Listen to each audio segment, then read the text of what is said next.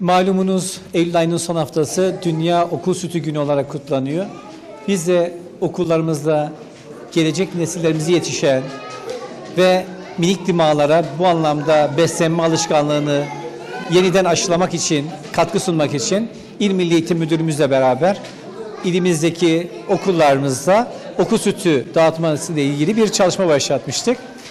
Sağ olsun kıymetli müdürümüz bu konuda bizimle işbirliği içerisinde okullarını açtılar. Kendilerine müteşekkiriz, teşekkür ediyoruz kendilerine.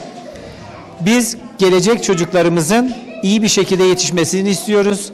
Onların gelişme çağında ihtiyaç duydukları hayvansal besinleri, et, süt ve yumurtayı üretmekten biz vazgeçmiyoruz. Sizler için üretiyoruz. Sayın Cumhurbaşkanımızın Türkiye 100 yılında geleceğin 100 yılının nesillerini yetiştiriyoruz. Ve bu nesillerin yetişmesi için tarlada çalışan çiftçi kardeşlerimiz var. Ve hayvancılıkla uğraşan çiftçilerimiz var. Onlar da sizler için bir şeyler üretiyorlar. Ben şunu ifade etmek isterim ez cümle.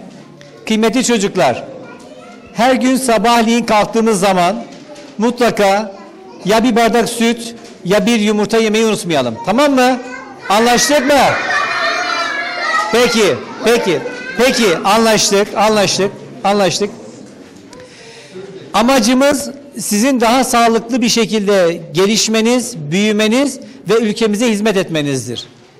Biz de sizler için bu yolu açıyoruz. Milli Eğitim Müdürümüzle beraber, başta Sayın Cumhurbaşkanımızla beraber, Milli Eğitim Bakanımızla beraber, Tarım Bakanımızla beraber, ilimizdeki valimizle beraber sizler için varız, sizler için çalışıyoruz ve sizler için üretiyoruz.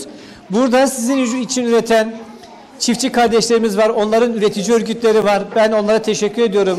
Süt Üreticiler Birlik Başkanımıza ve zatında bütün çiftçi kardeşlerimize.